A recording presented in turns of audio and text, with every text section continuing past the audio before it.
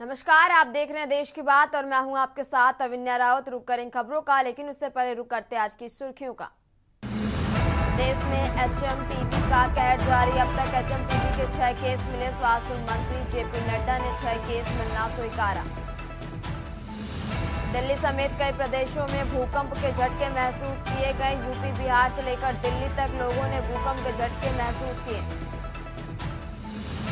CM Yogi Adityanath का आज दिल्ली दौरा। दोपहर 3 बजे नॉर्थ ब्लॉक में बैठक में होंगे शामिल। केंद्रीय मंत्रियों से कर सकते हैं मुलाकात।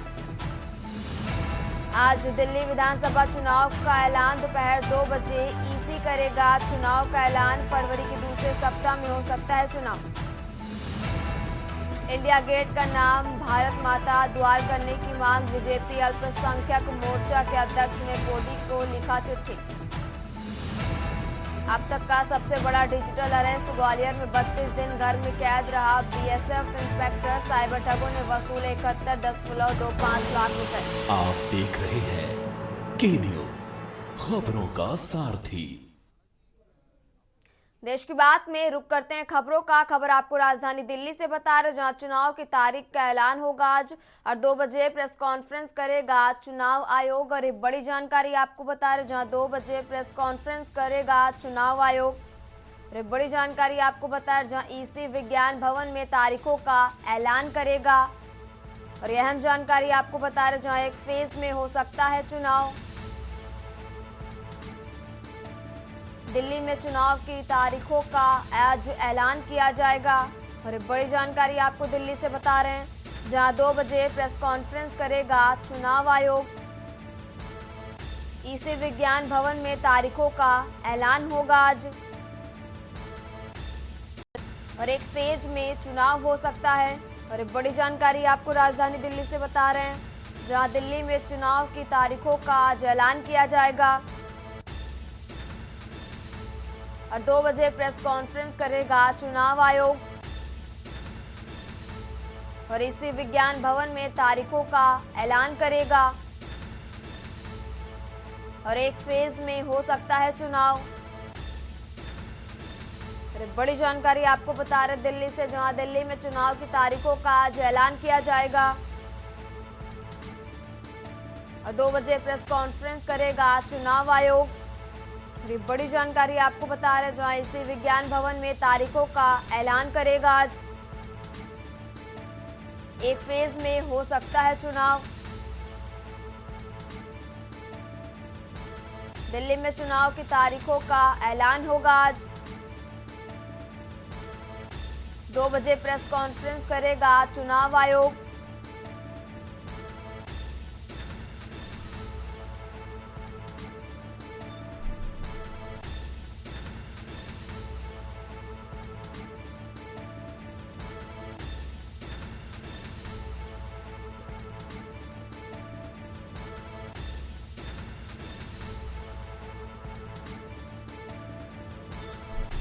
बड़ी जानकारी आपको दिल्ली से बता रहे, जहां इसी विज्ञान भवन में तारीखों का आज ऐलान होगा।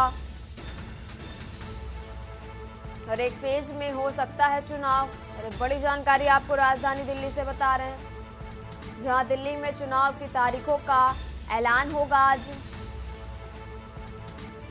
और 2 बजे प्रेस कॉन्फ्रेंस करेगा चुनाव आयोग। और इसी विज्ञान भवन में तारीखों का ऐलान किया जाएगा। और एक फेज में चुनाव हो सकता है।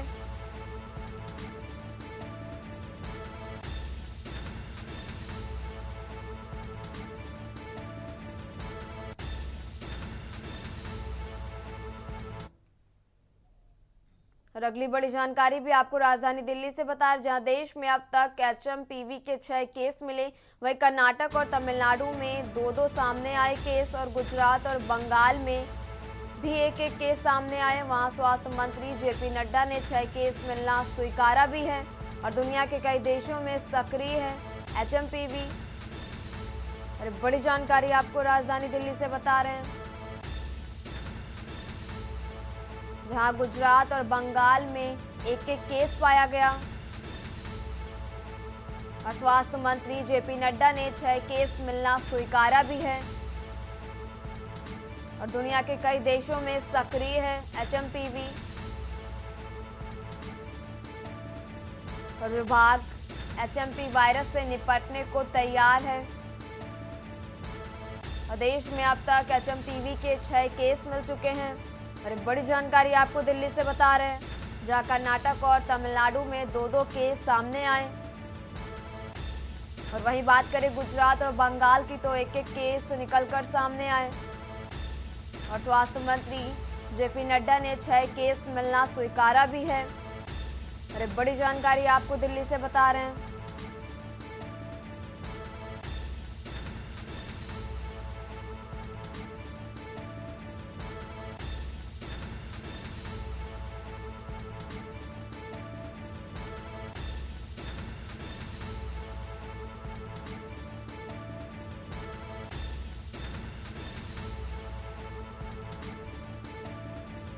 देश में अब तक HMPV के 6 केस मिले।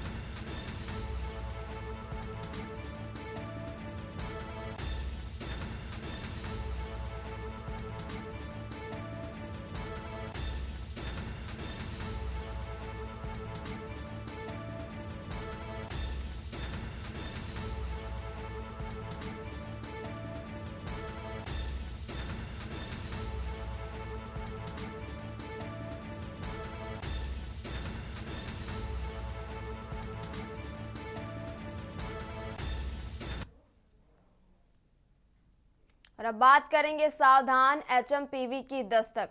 चीन से शुरू हुए ह्यूमन मेटान्यूमो वायरस की एंट्री अब भारत में भी हो चुकी है। देश में अब 3 मामले की पुष्टि हुई। इनमें से 2 केस कर्नाटक के बेंगलुरु में और 1 गुजरात के अहमदाबाद में पाया गया।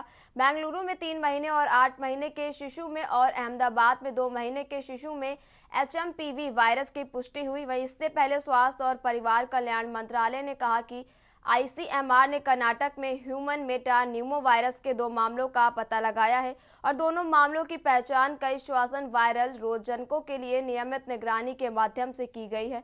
वायरस के बढ़ते मामलों के बीच देश में एक बार फिर कोरोना काल जैसी दहशत है। लोग सहमे हुए हैं। वहीं अस्पतालों को फ्लू, सर्दी जुकाम के मरीजों पर नजर रखने के लिए कहा गया है। साथ ही अस्पतालों में दवाइयों का पर्याप्त स्टॉक कर रखने की भी निर्देश दिए गए। वहीं सवाल है क्या देश में एक बार फिर लॉकडाउन जैसी स्थिति होगी, क्योंकि चीन में HMPV वायरस ने कोहराम मचा दिया। देखिए हमारी खास रिपोर्ट में। दुनिया भर को दहला चुके कोविड-19 महामारी के बाद HMPV नाम के वायरस ने चीन में तहलका मचा दिया, जिसकी दस्तक अब भारत में हो चुकी है। इस वायरस के बेंगलुरु समेत गुजरात में कई मामले सामने आए हैं, जिसने देश में हड़कंप मचा दिया है। बेंगलुरु के बाद गुजरात के अहमदाबाद में भी ह्यूमन मेटान्यूमो वायरस का एक मामला सामने आया। अहमदाबाद के चांदखेड़ा इलाके में 2 महीने के बच्चे में इस वायरस का संक्रमण पाया गया। नवजात का यहाँ के एक प्राइवेट हॉस्पिटल में इलाज चल रहा है। परिवार राजस्थान के डूंगरपुर से बच्चे का इलाज कराने के लिए अहमदाबाद पहुंचा था। बच्चे की स्थिति अभी स्टेबल है। बेंगलुरु के बैप्टिस्ट अस्पताल में एक 8 महीने के लड़के 3 महीने की लड़की को सांस लेने में दिक्कत पैदा करने वाले वायरस HMPV का पता चला। अधिकारियों ने बताया कि इन दोनों मरीजों या उनके परिजनों की कोई इंटरनेशनल ट्रैवल हिस्ट्री नहीं थी। चीन में वायरल इन्फेक्शन में वृद्धि की रिपोर्ट के बीच ये मामला सामने आया है, जो ह्यूमन मेटान्यूमो वायरस से जुड़े हैं। हाँ, अभी जब ऐसे केसेस देखने को मिले हैं तो हम सबको सतर्कता बरतनी है। जिस हिसाब से गवर्नमेंट गाइडलाइन दे उसको फॉलो करना है। जो नॉलेज हमारे पास कोविड एरा का है उसको फिर से बिहेवियर में लाना है। जैसे हम उस टाइम पे भी जानते थे कि अगर हम बीमार है, कोल्ड कफ या सर्दी खांसी है तो बाहर नहीं जाएंगे, ज्यादा लोगों से नहीं मिलेंगे। अगर ज्यादा लोगों भीड़ भाड़ वाली जगह पे अगर जाना पड़े तो मास्क पहन के जाएंगे, हो सके तो उसको अवॉइड करना। जैसे सारे वायरस इन्फेक्शन उसी व्यक्ति को होते हैं जिसकी अपनी इम्यूनिटी कम हो। ऐसे जैसे हम देखेंगे कि छोटे बच्चे हो या बुजुर्ग हो या फिर कोई ऐसा व्यक्ति जिसको इम्यूनो सप्रेशन दवाई चल रही है, किडनी की बीमारी, कैंसर की बीमारी, अगर ऐसी कोई चीजें वाले व्यक्ति है तो उसको इन्फेक्शन हो सकता है। सबसे बड़ी बात है कि ये जो वायरस है चिंता करने वाला नहीं है, ज्यादा सीरियस नहीं है, बट एक हिसाब से जैसे केस मिलते हैं तो हमको डेफिनेटली सतर्कता रखनी है। वायरस श्वसन तंत्र को प्रभावित करता है। HMPV के बारे में पहली बार 2001 में पता चला था। HMPV बुजुर्गों और बच्चों को खास तौर पर प्रभावित करता है। बेंगलुरु में पाए गए दोनों मामलों में ब्रोंकोपमोनिया की मेडिकल हिस्ट्री थी, जो निमोनिया का एक रूप है। 3 महीने के बच्चे को पहले ही छुट्टी दे दी गई है, जबकि 8 महीने के बच्चा रविवार को वायरस से संक्रमित पाया गया और ठीक हो रहा है। भारत सरकार ने लोगों से नहीं घबराने की अपील करते हुए कहा कि HMPV कोई नया वायरस नहीं है। यह विश्व स्तर पर देश के भीतर पहले से ही मौजूद है। सर्दियों के मौसम में ये वायरस लोगों को ज्यादा प्रभावित करता है। Indian council of medical research देश भर में 7 संबंधी बीमारियों की मॉनिटरिंग कर रहा है। लेकिन बड़ा सवाल है, कहीं भारत एक बार फिर किसी बड़ी महामारी की चपेट में तो नहीं आने वाला। कोरोना काल से पूरी दुनिया सहमी हुई है। ऐसे में चीन से निकले एक नए वायरस की भारत में एंट्री ने खतरे की घंटी बजा दी है। स्पेशल डेस्क के न्यूज।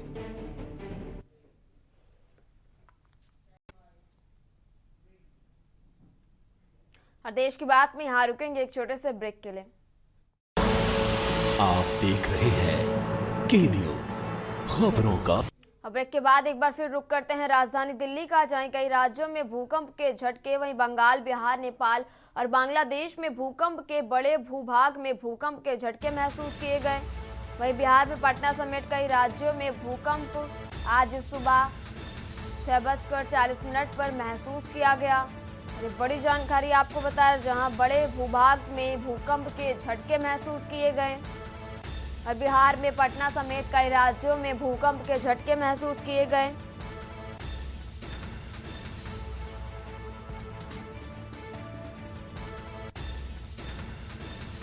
और बड़े भूभाग में भूकंप के झटके महसूस किए गए। बिहार में पटना समेत कई राज्यों में भूकंप के झटके। और आज सुबह 6:40 पर महसूस किया गया भूकंप।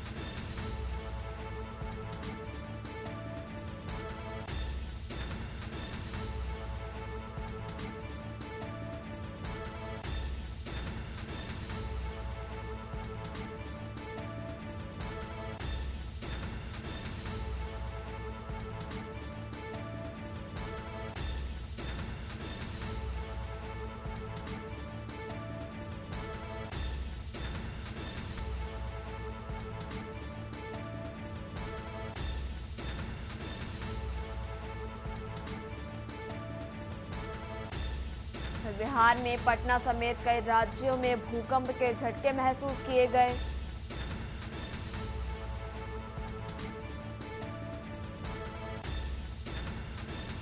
और कई राज्यों में भूकंप के झटके।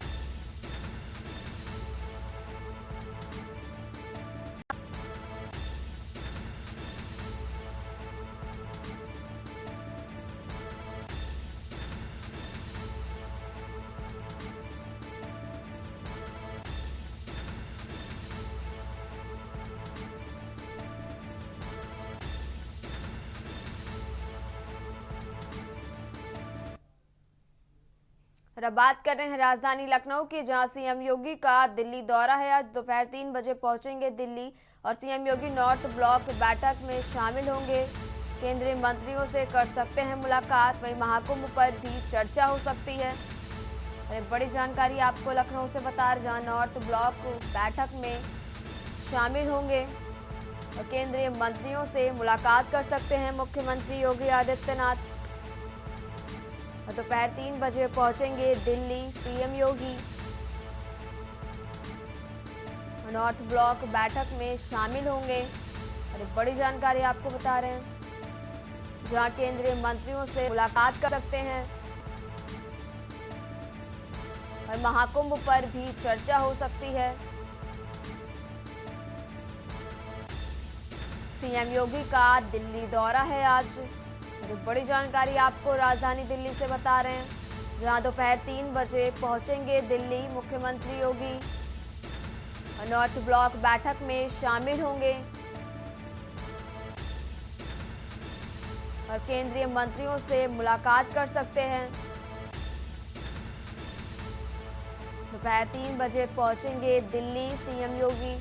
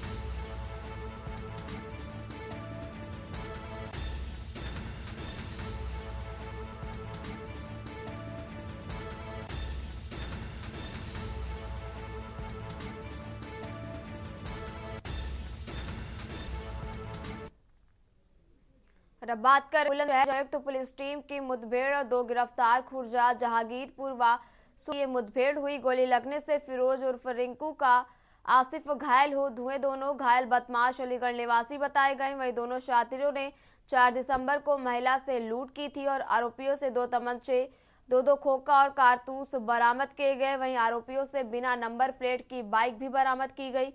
महिला से लूटे गए जेवर और नकदी भी बरामद हुई। चेकिंग में पुलिस टीम को चकमा देकर भागे थे लुटेरे। वहीं पुलिस कंट्रोल रूम की सूचना पर सक्रिय हुई खुर्जा पुलिस। खुर्जा जंक्शन क्षेत्र में बदमाशों व पुलिस से ये मुठभेड़ हुई।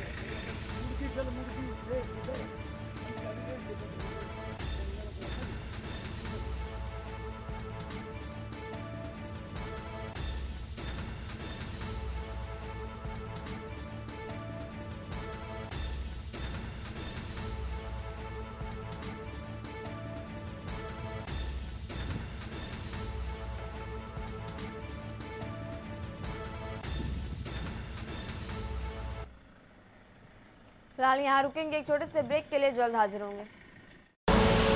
आप देख रहे हैं के न्यूज खबरों का। ब्रेक के बाद रुक करते हैं बाराबंकी का, जहां शिनाई के चलते दो युवक गुटों में मारपीट, पुलिस पर फायरिंग की भी सूचना मिली। वहीं पुलिस ने घायलों को अस्पताल भर्ती कराया। और एक बड़ी जानकारी आपको बता रहे हैं, पुलिस को फोन पर फायरिंग की सूचना भी मिली और पुलिस ने घायलों को अस्पताल में भर्ती कराया। और एक बड़ी जानकारी आपको बता, जहां पुलिस ने मौके से तमंचा बरामद किया और जांच शुरू की। पुलिस को फोन कर फायरिंग की भी सूचना मिली।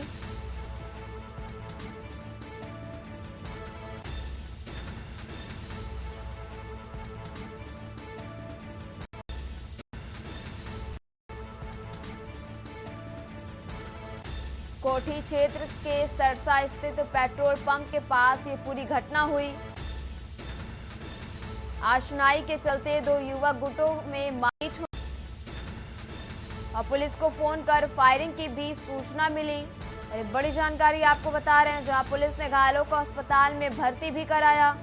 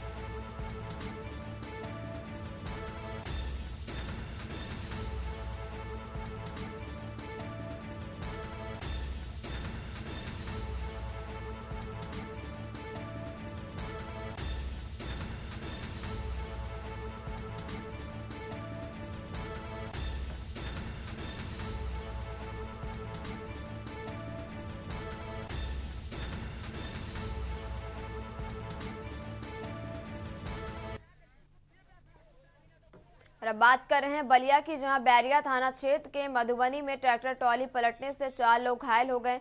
सभी घायलों को सोनबरसा सीएचसी में भर्ती कराया गया, जहां इलाज के दौरान एक घायल को डॉक्टर ने मृत घोषित कर दिया।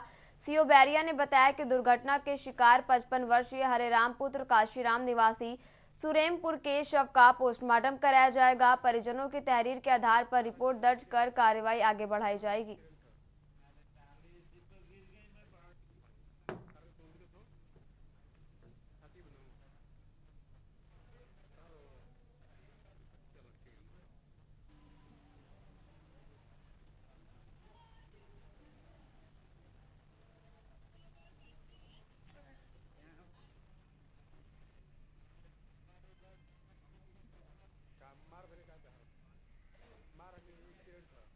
करीब 8 बजे थाना बैरिया के ग्राम सुरेमनपुर के निकट एक ट्रैक्टर ट्राली पलट जाने के कारण 4 व्यक्ति घायल हो गए हैं, जिनको सूचना मिलते ही तत्काल बैरिया पुलिस द्वारा निकटवर्ती सीएचसी सोनबरसा में भर्ती कराया गया, जहां डॉक्टरों ने एक घायल व्यक्ति जिसका नाम हरेराम उम्र करीब 55 वर्ष निवासी सुरेमनपुर करीब 8 के ग्राम सुरेमनपुर के निकट एक ट्रैक्टर ट्राली पलट जाने के कारण 4 घायल हो गए हैं, जिनको सूचना मिलते ही तत्काल बैरिया पुलिस द्वारा निकटवर्ती सीएचसी सोनबरसा में भर्ती कराया गया, जहां डॉक्टरों ने एक घायल व्यक्ति जिसका नाम हरेराम उम्र करीब 55 वर्ष निवासी सुरेमनपुर को मृत घोषित कर दिया है। अन्य 3 घायलों का इलाज चल रहा है, जिनको डॉक्टरों द्वारा खतरे से बाहर बताया गया है। अग्रिम विधिक कार्रवाई प्रचलित है।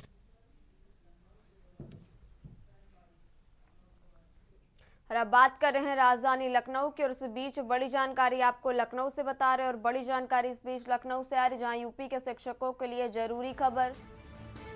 अब एक जिले से दूसरे जिले में हो सकेंगे तबादले। और एक बड़ी जानकारी आपको लखनऊ से बता रहे हैं जहां तबादले की प्रक्रिया शीतकालीन अवकाश के बाद शुरू होगी।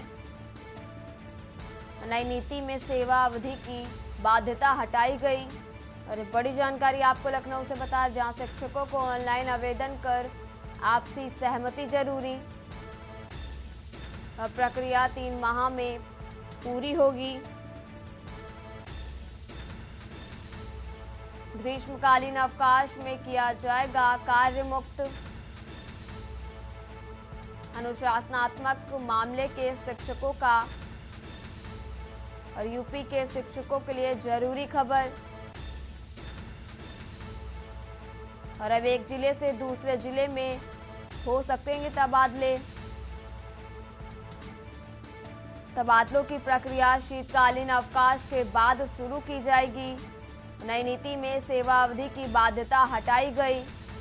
बड़ी जानकारी आपको राजधानी लखनऊ से बता रहे हैं जहां ऑनलाइन आवेदन कर आपसी सहमति जरूरी। प्रक्रिया 3 माह में पूरी होगी। ग्रीष्मकालीन अवकाश में किया जाएगा कार्य मुक्त। अनुशासनात्मक मामलों के शिक्षकों का स्थानांतरण बाद में होगा।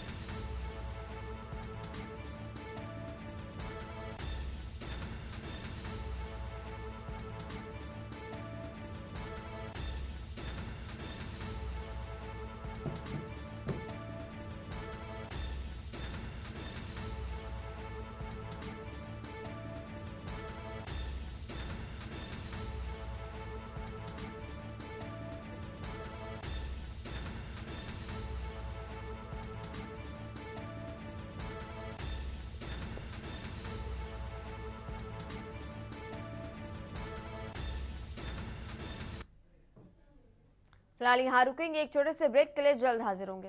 और अब बात करेंगे महाकुंभ महामेले की। सूबे के मुख्यमंत्री योगी आदित्यनाथ ने 9 जनवरी को प्रयागराज के महाकुंभ क्षेत्र में आ रहे वहां करीब 6 घंटे तक यहां रहेंगे। 13 जनवरी से शुरू होने वाले महाकुंभ की तैयारियों के संबंध में अधिकारियों के साथ समीक्षा बैठक करेंगे और सभी अखाड़ों के पदाधिकारियों से मुलाकात करेंगे। मुख्यमंत्री महाकुंभ संबंधित कार्यों का निरीक्षण भी करेंगे। मुख्यमंत्री यहां 6 कॉरिडोर का लोकार्पण भी करेंगे, जिसमें यमुना किनारे स्थित मनकामेश्वर मंदिर कॉरिडोर, मां आलमेश्वरी कॉरिडोर, नाग वासुकी मंदिर कॉरिडोर, पंडिला महादेव कॉरिडोर व तक्षत तीर्थ कॉरिडोर का लोकार्पण करेंगे। सीएम के आने की सूचना मिलने पर अधिकारियों ने तैयारियां और तेज कर दी है। महाकुंभ में करोड़ों श्रद्धालु शामिल होंगे और संगम पर आस्था की डुबकी लगाएंगे। हालांकि क्या आप जानते हैं कि पूर्ण कुंभ और महाकुंभ में क्या अंतर होता है, क्योंकि ये तीनों मेले ही अलग अलग समय पर होते हैं। आपको बता दें, कुंभ मेले का आयोजन भारत में 4 स्थानों पर होता है, जिसमें हरिद्वार, नासिक, उज्जैन और प्रयागराज शामिल हैं।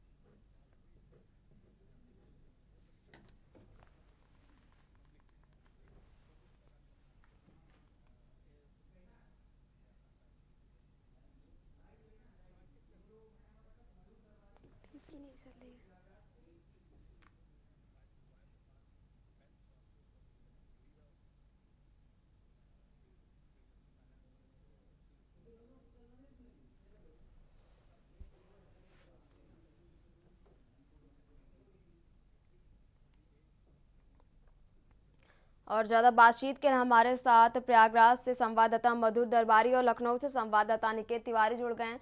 सबसे पहले मधुर जी, आपका रुख करना चाहेंगे। मुख्यमंत्री योगी आदित्यनाथ अधिकारियों के साथ वहां समीक्षा करेंगे, सभी घाटों की क्या कुछ है पूरी जानकारी?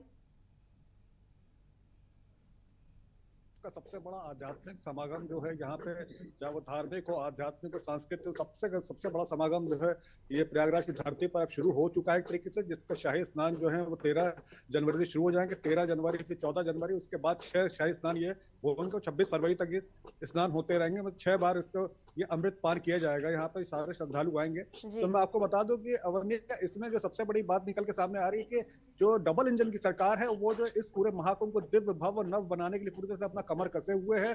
और इसको लेकर के चाहे वो प्रधानमंत्री जी हो, प्रधानमंत्री के साथ साथ चाहे आपके योगी आदित्यनाथ जी हो, दोनों जो डबल इंजन की सरकार है पूरी तरीके से महाकुंभ को लेकर के पूरी तरीके से समर्पित है। और इस महाकुंभ को विश्व स्तरीय बनाने के लिए पूरी तरीके से तैयारियों में, युद्ध स्तर पर तैयारियां चल रही है, अंतिम चरण में पहुंच गई हैं। करीब करीब ये जो है 90% तैयारियां से कंप्लीट हो चुकी है। इसके लिए मैं आपको बता दूं कि योगी आदित्यनाथ जो है पिछले 1 से सवा महीने के अंदर करीब 6 दौरे वो यहाँ पे कर चुके हैं प्रयागराज के, और इस बार फिर जो है 9 जनवरी को एक बार अपने यहाँ पे दौरा करने जा रहे हैं, जो कि वो फाइनल समीक्षा होने जा रही है, जिसमें वो देखेंगे, क्योंकि 12 के बाद फिर 9 तारीख के बाद फिर उसके बाद उनको आने का उस समय नहीं मिल पाएगा, क्योंकि 13 तारीख से फिर जो यहाँ पे सारे अमृत पान, जो अमृत स्नान है वो शुरुआत हो जाएगी यहाँ पे। तो उसको लेकर मैं आपको बता दूं कि सबसे बड़ी बात जो है वो यहाँ पे जो तैयारियों की उसको लेकर के समीक्षा बैठक हो, चाहे अधिकारियों के साथ, चाहे साधु संतों के साथ समीक्षा बैठक हो, सबको लेकर के यहाँ पे एक बार फिर से यहाँ पे जो योगी आदित्यनाथ जो है प्रयागराज के पावन धरती पे आने वाले हैं। और यहाँ पे कई कॉरिडोर हैं जिसका वो शुभारंभ करेंगे। और सबसे पहले बात तो मैं आपको बता दूं, 13 दिसंबर को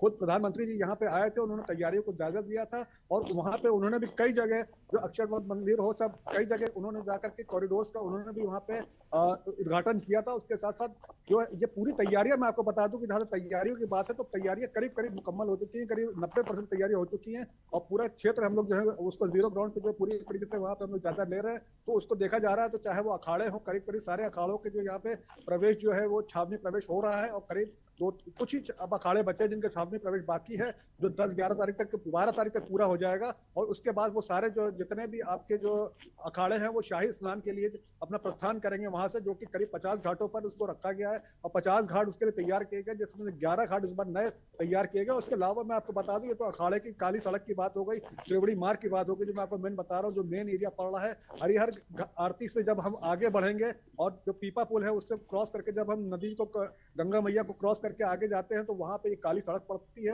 और त्रिवेणी सड़क पड़ती है, जिसमें अखाड़ों का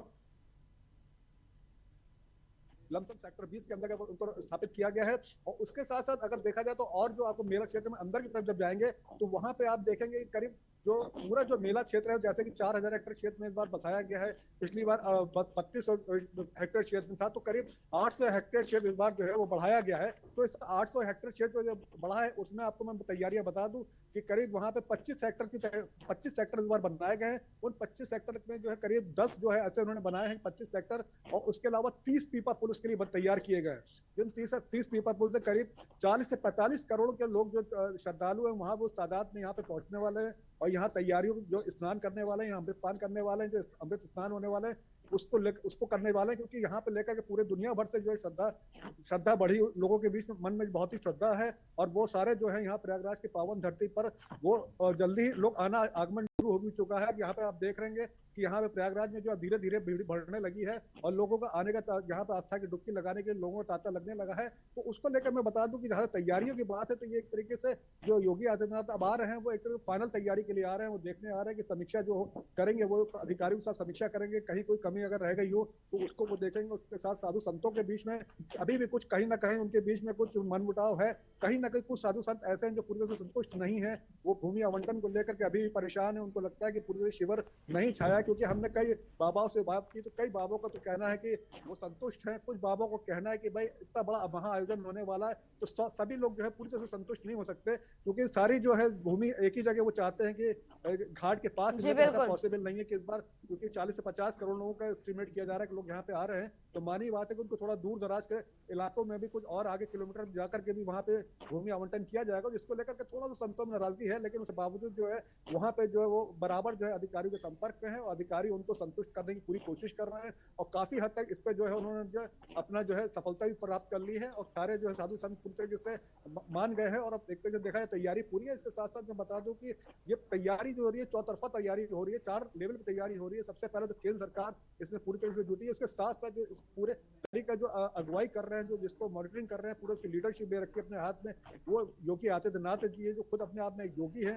तो उनके लिए उससे बेहतर कोई व्यक्ति नहीं हो सकता जो इस मेले की पूरी वो तैयारी की अगुवाई कर रहे हैं, क्योंकि खुद इस क्षेत्र से भी जुड़े रहे हैं, वो योगी रहे हैं एक मंदिर के। तो उसको लेकर मैं आपको बता दूं कि जो है योगी आदित्यनाथ के साथ जो है, जैसे मैंने आपको बताया कि ये सूबे की सरकार हो, आपके प्रयागराज का जो आपका प्रशासन हो, लोकल प्रशासन हो, उसके साथ साथ रेलवे प्रशासन हो, सभी ने पूरी तरीके से तैयारियां कर रखी है। और मेरी जो है रेलवे प्रशासनिक अधिकारियों से बातचीत हुई, उनका भी कहना है कि तैयारियां पूरी तरह मुकम्मल है। और मैं आपको बता दूं कि जैसे कि रेलवे अधिकारी जो है उनका कहना था कि करीब 40 से 45 आपको रोकना चाहेंगे। और उस बीच बड़ी जानकारी आपको राजधानी लखनऊ से बता रहे, उस बीच अहम जानकारी राजधानी लखनऊ से आपको बता रहे, जहां साइबर पेट्रोलिंग में IIT विशेषज्ञ देंगे सेवाएं। और एक बड़ी जानकारी आपको बता रहे हैं, जो IIT कानपुर के विशेषज्ञों से ली जा रही है मदद।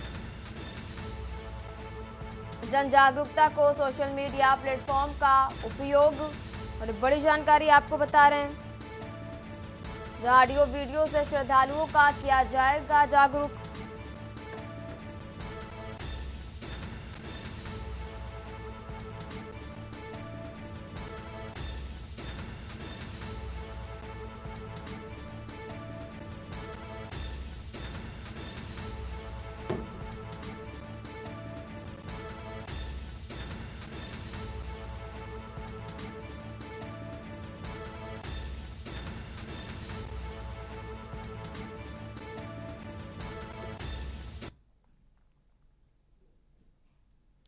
और अब रुक करते हैं राजधानी लखनऊ का। लखनऊ से हमारे साथ संवाददाता निकेत तिवारी जुड़ गया। निकेत जी, आपसे जानना चाहेंगे, मुख्यमंत्री योगी आदित्यनाथ 9 जनवरी को प्रयागराज के क्षेत्र में आ रहे हैं और वो करीब 6 घंटे रुकेंगे भी और सारे घाटों का जायजा भी लेंगे, क्या कुछ है पूरी जानकारी?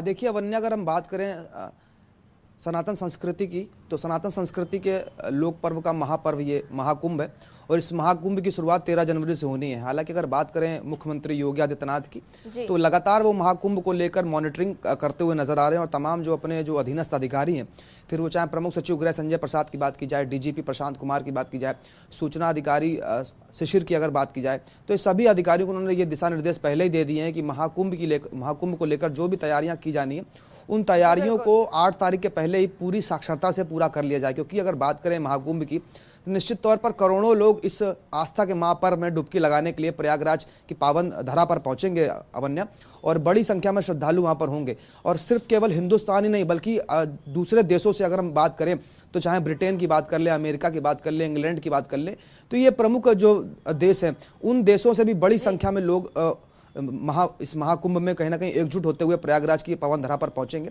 और हालांकि ऐसे में कहीं ना कहीं तैयारियां करना बेहद आवश्यक है। फिर वो चाहे सुरक्षा के दृष्टिकोण की हम बात करें, घाटों की तैयारियों की बात करें या शाही स्नान की बात करें, तो इन तमाम पहलुओं पर कहीं ना कहीं बड़ी संजीदगी से समझना और उस पर काम करने की आवश्यकता है। और शायद यही एक कारण है कि खुद सूबे के मुखिया योगी आदित्यनाथ हर एक पहलू पर, हर एक कोण पर निगाहें बनाए हुए हैं और लगातार निरीक्षण करने के साथ ही अपने तमाम जो अधिकारी हैं उनको भी दिशा निर्देश दे रहे हैं कि तमाम जो तैयारियां हैं उनको वो जल्द से जल्द पूरा कर लें। हालांकि 9 तारीख को उनका प्रस्तावित दौरा है और 9 तारीख के प्रस्तावित दौरे में वो प्रयागराज पहुंचने के बाद में सभी घाटों का निरीक्षण करेंगे और कहीं ना कहीं आस्था के इस महाकुंभ की तमाम तैयारियों की समीक्षा करते हुए सूबे के मुखिया योगी आदित्यनाथ नजर आएंगे।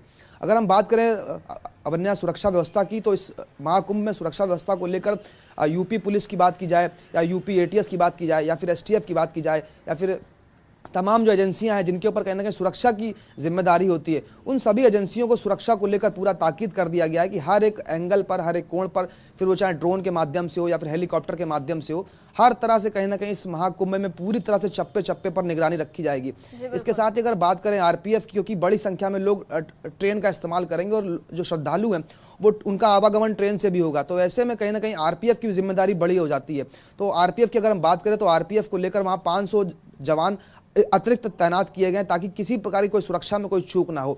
इसके साथ ही अगर बात करें घाटों की, तो जहां एक तरफ लोकल फोर्स वहां पर तैनात रहेगा, वहीं जो एटीएस है, यूपी एटीएस के कमांडो हैं, वो वहां पर मौजूद रहेंगे ताकि किसी प्रकार की कोई सुरक्षा में कोई चूक ना हो पाए। यानी कि पूरी तरह से इस महाकुंभ को अवैध किला बनाया गया है उत्तर प्रदेश की पुलिस की तरफ से और तमाम एजेंसियों की तरफ से। यानी कि पूरी सुरक्षा के साथ में इस महाकुंभ के आस्था के इस पर्व को बड़े ही सकुशल और संपन्नता के साथ में संपूर्ण करा जा सके, उसको लेकर तमाम जो तैयारियां की जानी है वो तैयारियां कहीं ना कहीं पूरी हो चुकी हैं। और उन तैयारियों की समीक्षा करने के लिए सूबे के मुखिया योगी आदित्यनाथ 9 जनवरी को प्रयागराज पहुंचेंगे अवन्या, और सारी सुरक्षा को लेकर और सभी कोणों पर कहीं ना कहीं जो मानक जो तय किए गए थे प्रदेश के मुखिया योगी आदित्यनाथ ने, उन मानकों को कहीं ना कहीं समझने के लिए, उनकी समीक्षा करने के लिए पहुंचेंगे और तमाम अधिकारियों के साथ बैठक करते हुए नजर आएंगे। अवन्या, चलिए, आप लोगों का बहुत बहुत शुक्रिया तमाम जानकारी साझा करने के लिए। और एक बड़ी जानकारी आपको बताया जहां मुख्यमंत्री महाकुंभ संबंधित कार्यों का निरीक्षण भी करेंगे। फिलहाल यहां रुकेंगे एक छोटे से ब्रेक के लिए, जल्द हाजिर होंगे। आप देख रहे हैं के न्यूज़ खबरों का। ब्रेक के बाद रुक करते हैं राजधानी लखनऊ का, और इस बीच बड़ी जानकारी आपको लखनऊ से बता रहे हैं। साइबर पेट्रोलिंग में आईआईटी विशेषज्ञ सेवाएं देंगे, और एक बड़ी जानकारी आपको बता रहे हैं।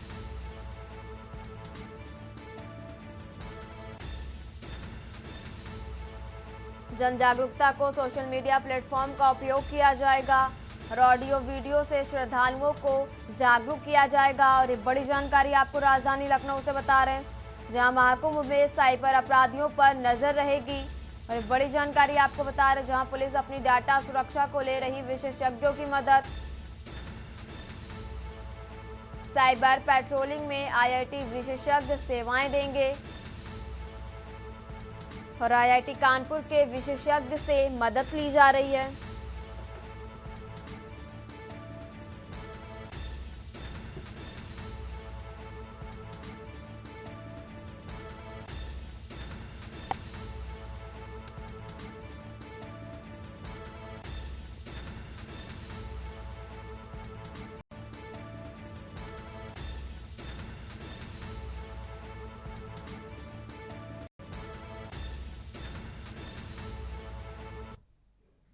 देश की बात में फिलहाल मेरे साथ इतना ही। आप देखते रहिए के न्यूज़ इंडिया। नमस्कार।